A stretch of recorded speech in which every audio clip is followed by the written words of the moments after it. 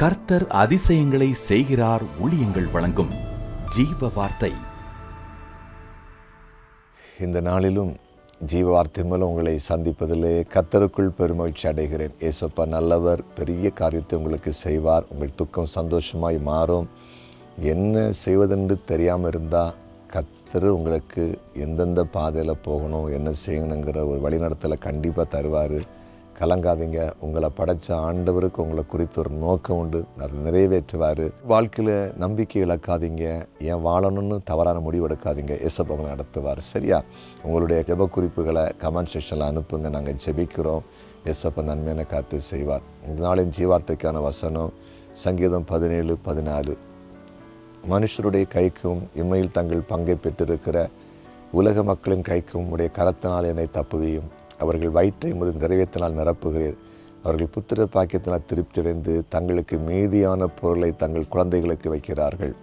தங்களுக்கு மீதியான பொருளை தங்கள் குழந்தைகளுக்கு வைக்கிறார்கள். அப்படின்னா பொருளை தங்கள் குழந்தைகளுக்கு வைக்கிறார்கள். அருமையான ஒரு வார்த்தை இதில் இருக்குது பாருங்கள். அருமையான ஒரு வார்த்தை. அதாவது நம்ம இந்த பூமியில் வாழுகிறோம். கர்த்தர் நமக்கு குடும்ப வாழ்க்கையை தந்து குழந்தைகளை தராரு. இந்த குழந்தைகளை கர்த்தர் ஆசீர்வாதமாக நடத்துகிறாரு. ஆனால் நாம் இந்த பூமியிலே சில காரியங்களை நாம் செய்கிறோம். அதன் வழியே வருகிற சில நன்மைகளை பிள்ளைகளுக்கு நம்ம வைக்க வேண்டியது இருக்கிறது என்பது பைபிள் சொல்லுகிறார். அதாவது ஆண்டவர் சொல்லியிருக்கிறார், உன் கையின் பிரயாசத்தை நீ சாப்பிட வேண்டாம்னு சொல்லியிருக்கிறார். அதாவது ஆண்டவர் ஆதி மனிதர்களாகிய ஆதாம் ஏவாள், அதை குறிப்பாக ஆதாம் பார்த்து சொன்னார், நீ பூமியிலே வியர்வை சிந்தி உழைத்து சாப்பிட வேணும்னு சொல்லியிருக்கிறார். நம்ம இந்த பூமியில் வாழும்போது ஒவ்வொருவரும் நம்ம வேலை செய்து சம்பாதித்து நம்ம சாப்பிடணும், நம்ம காரியத்தை செய்யணுங்கிறது கர்த்தர் சொல்லி இருக்கிறார். புதிய ஏற்பாட்டை கூட பவுல் சொல்லும்போது சொல்கிறார், வேலை செய்யாமல் இருக்கிறவன் சாப்பிடாமல் இருக்க கடவுள்னு சொல்லியிருக்கிறார். நீங்கள் நலமான வேலை செய்து நீங்கள் இல்லாதவங்களுக்கு குறைச்சலவங்களுக்கு கொடுங்க அப்படின்னு சொல்கிறாரு. நம்ம எல்லாருமே வேலை செய்யணும், உழைக்கணும், நம்ம தேவையை நம்ம பூர்த்தி செய்து கொள்ளணும். ஆனால் இனி ஒரு காரியம் இருக்குது, பெற்றோர்களும் பிள்ளைகளுக்கு சேர்த்து வைக்கிற ஒரு காரியத்தை பைபிளில் சொல்லியிருக்கிறார். அதனால் சில வேளையில் எங்களுக்கு பெற்றோர்கள் சேர்த்து வைக்கலன்னு பிள்ளைங்களுக்கு சண்டை போட வேண்டாம். உங்கள் காலத்தில் உங்கள் பிள்ளைகளுக்கு சேர்த்து வைங்க. பைபிள் சொல்லுது, அது கர்த்தர் செய்வார். அதனால் பெற்றோர்களுக்கு ஆண்டவர் பேசுகிறார், நீங்களும் நல்லா ஜெபிக்கணும், உங்கள் பிள்ளைகளை நல்லா நடத்தணும். ஆனால் பிள்ளைகளுக்கு நீங்கள் சம்பாதிச்சு ஏதாவது அதில் இருந்தால் கொஞ்சம் பொருளை சேர்த்து வைக்கிறது தப்பு இல்லை. அப்படி பைபிளில் அநேக இடங்களில் நமக்கு நீதிமொழிக்குள்ளே கூட அதுக்கான வசனங்கள் இருக்கிறது. சரியா? ஆனால் சில குடும்பத்தில் நம்ம என்ன தான் உழைச்சாலும் ஒன்றும் வராது.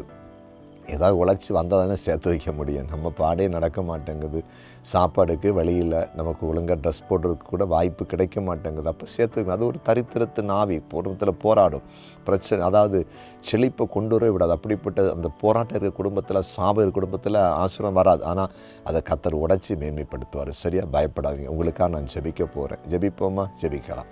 எங்கள் அன்பு ஆண்டவரை, உம்முடைய பிரசன்னத்துக்காய் நன்றி. ஆண்டவரை, தங்களுடைய குழந்தைகளுக்கு ஆண்டவரை சில காரியங்களை, பொருட்களை சேர்த்து வைப்பார்களாம். இன்றைக்கு உம்முடைய ஊழியக்காரன் ஜெபிக்கிற எந்த குடும்பத்திலே தரித்திரத்தின் ஆவி போராடுதோ அந்த ஆவி விலகி போட்டோம், செழி போராட்டம்.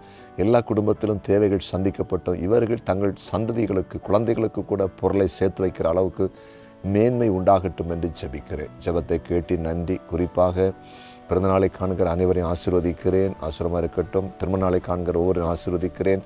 ஆசீர்வாதமாக இருக்கட்டும். அதே போல் ஆண்டவரே, கர்த்தருக்கு ஊழியம் செய்கிற தேவ பிள்ளைகளை ஆசீர்வதிங்க. இன்னும் ஆண்டவரே, எங்களுடைய வாழ்க்கையில் நாங்கள் என்ன செய்தாலும் ஆசீர்வாதம் இல்லைன்னு சொல்லி இருக்கிற ஒவ்வொருவருக்கும் ஆசீர்வாத வாசலை திறந்தரலும்.